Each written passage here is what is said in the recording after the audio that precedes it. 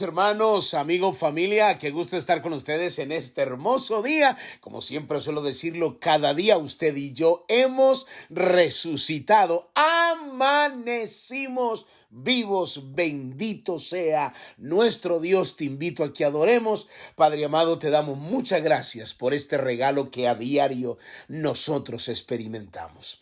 Nosotros creemos esta palabra del Salmo capítulo 3, versículo 5, que dice: yo me acosté, yo dormí y yo desperté porque Jehová me sustentaba. Yo te doy gracias por esta palabra. Gracias por darnos la oportunidad de este nuevo día, saber que tus misericordias nuevas son cada mañana, y estamos seguros que esta palabra transformará nuestra vida y la de nuestras generaciones. Yo estoy orando por cada persona que escucha estos devocionales, donde quiera que se encuentren, sean bendecidos ahora en el nombre de Jesús. Amén y amén. Gloria al Señor. Le damos la bienvenida a aquellos que ingresaron a los devocionales desde el corazón de Dios. Soy el pastor Fabio Castañeda, donde todos los días escucharás una palabra que yo estoy seguro que bendecirá mucho tu vida. Muy bien, continuamos con esta enseñanza bajo el tema pruebas indubitables,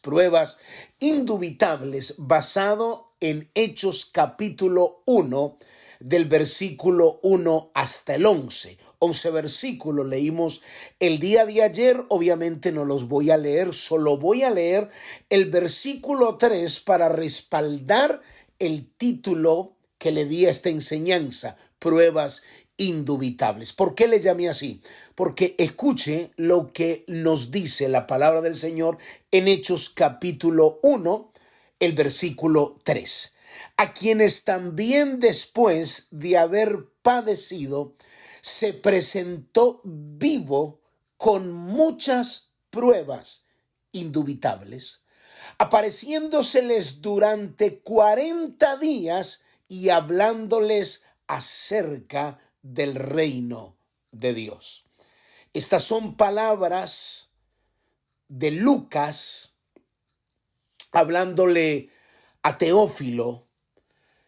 Él se ha propuesto hacer una investigación para que aquellos que decidimos vivir para Dios entendamos que estamos caminando sobre una verdad escritural, y que el Señor, para reafirmar esta verdad, después de padecer, la Biblia da detalles como eso, luego se aparece a los discípulos y lo hace durante 40 días. Esto es muy revelador.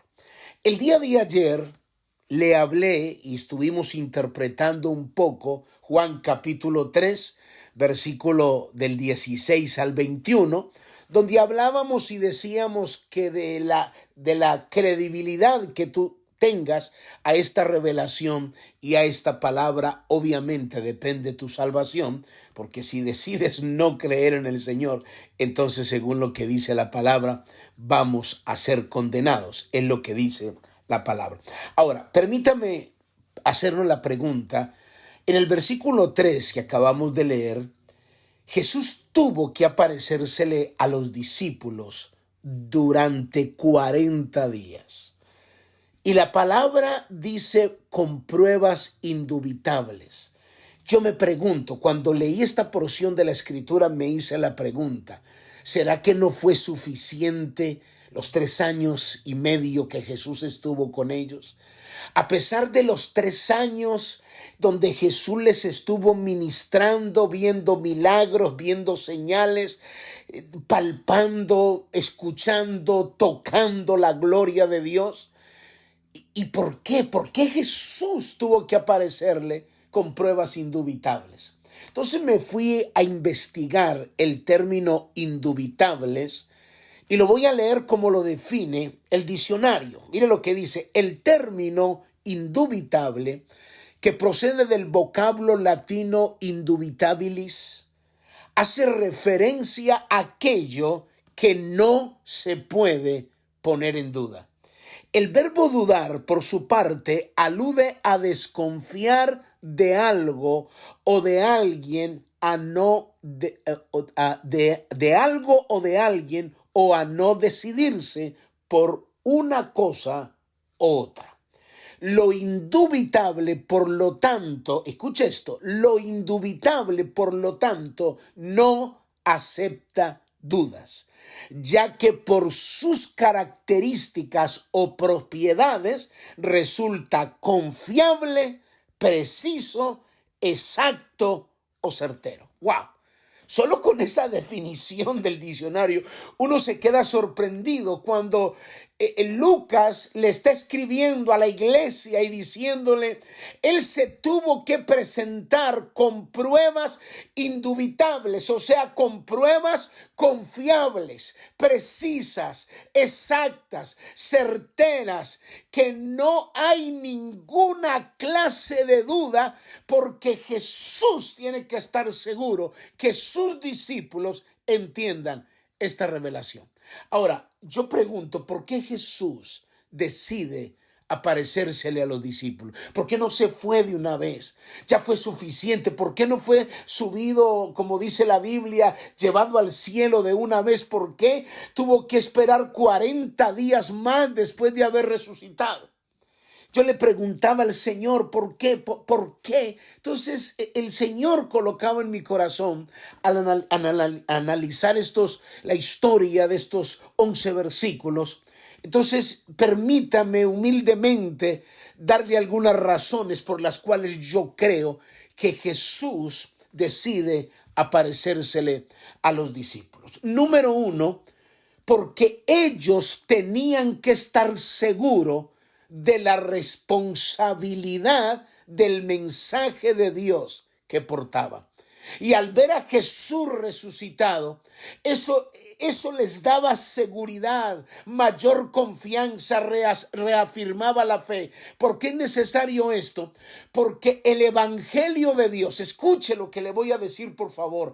El evangelio de Dios conlleva lealtad, fidelidad, conlleva compromiso, conlleva entrega, conlleva responsabilidad. Y hasta que estas verdades o estas virtudes no se hagan rema en la vida de los creyentes, jamás entenderemos la profundidad del mismo. Jamás alcanzaremos a entender de qué se trata el evangelio, cuál es el plan redentor, cuál es el propósito. Si no le metemos lealtad, fidelidad, compromiso, responsabilidad, y muchos deciden vivir un evangelio como si fuese una religión, como si nosotros le estuviésemos haciendo un favor a Dios por ir a la iglesia, o por salir a evangelizar, o por dar un dinero en la iglesia, como si nosotros le estuviésemos haciendo un favor a Dios. Si nosotros somos los bendecidos, si nosotros somos los que deberíamos estar de rodillas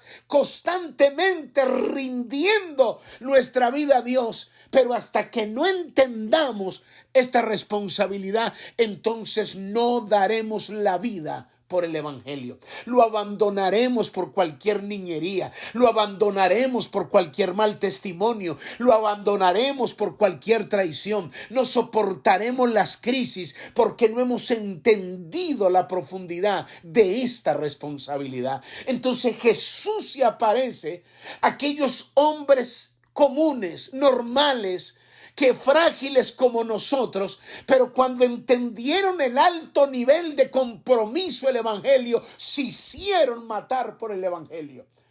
Decidieron más bien sacrificar sus vidas como mártires porque entendieron la responsabilidad. ¿Cómo sería el aceleramiento de la iglesia? Ese aceleramiento de las congregaciones cuando cada creyente entendiera la responsabilidad. Que no nos estén diciendo como pastores, es que me llegó una visita y no quise que se enojaran conmigo, entonces dejo la responsabilidad. No tuve el valor de decirle, yo tengo un compromiso con Dios y yo me comprometí con Dios. Cuando venga, yo comparto con ustedes. Entonces no te vuelvo a visitar. Cuando tú entiendes el compromiso, tú le dices, mira, mi casa estará abierta para ti, pero si tú decides no visitarme más porque quiero servir a Dios, entonces tú tomas tus propias decisiones. Pero es un compromiso que yo he hecho con Dios porque es mi vida, es mi lealtad que debo al reino. ¿Cómo sería el aceleramiento de las iglesias? Pero no. Hoy en día cualquier excusa, pastor, me tocó el domingo, es el día que yo le pinto las uñas al gatico, tengo que lavar el carro, es el único día que tengo de descanso, tengo que lavar la ropa, yo estoy muy cansada, trabajo mucho, estoy muy cansado, trabajo mucho y yo digo, wow, Señor, no se ha entendido la responsabilidad. Si cuando estábamos en el mundo amanecíamos bebiendo y al otro día así enguayabados o con la resaca íbamos al trabajo.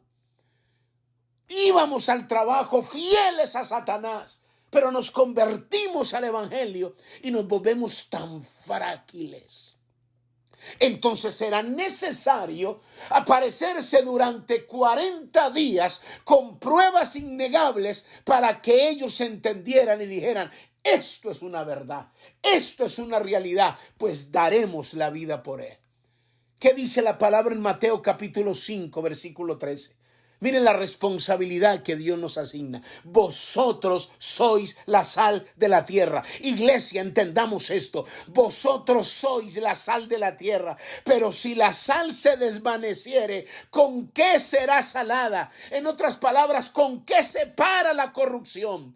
Todos los días los barrios, las naciones, los municipios, las aldeas, las veredas están contaminadas de corrupción. Y solo la sal que porta la iglesia puede detener esa corrupción.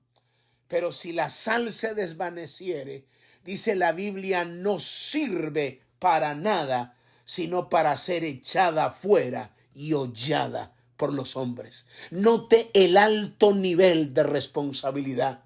Mateo capítulo 5, versículo 14 al 16 dice, vosotros sois la luz del mundo. Iglesia, vosotros sois la luz del mundo. Una ciudad asentada sobre un monte no se puede esconder, ni se enciende una luz y se pone debajo del almud, no se pone debajo de la mesa, sino en el candelero y alumbra a todos los que están en casa. Así alumbre vuestra luz delante de los hombres, para que vean vuestras buenas obras y glorifiquen a vuestro Padre, aleluya, que está en los cielos. Que cuando la gente, tu familia, tu mamá, tu esposa, tu esposo, tus hijos, tu vecino, vean tu luz, vean la gloria de Dios sobre ti, ellos puedan decir, yo quiero a ese Cristo que esta persona me está mostrando.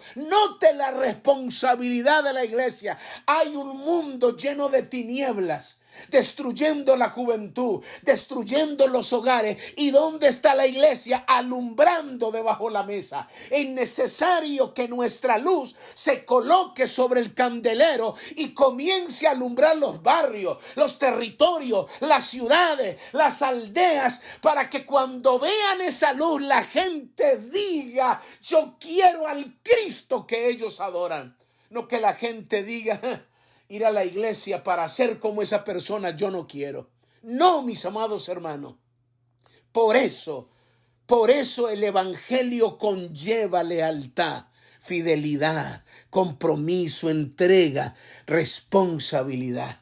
Por eso Jesús se aparece en este primer principio, para que ellos se entendieran la responsabilidad del mensaje de Dios que ellos portaban.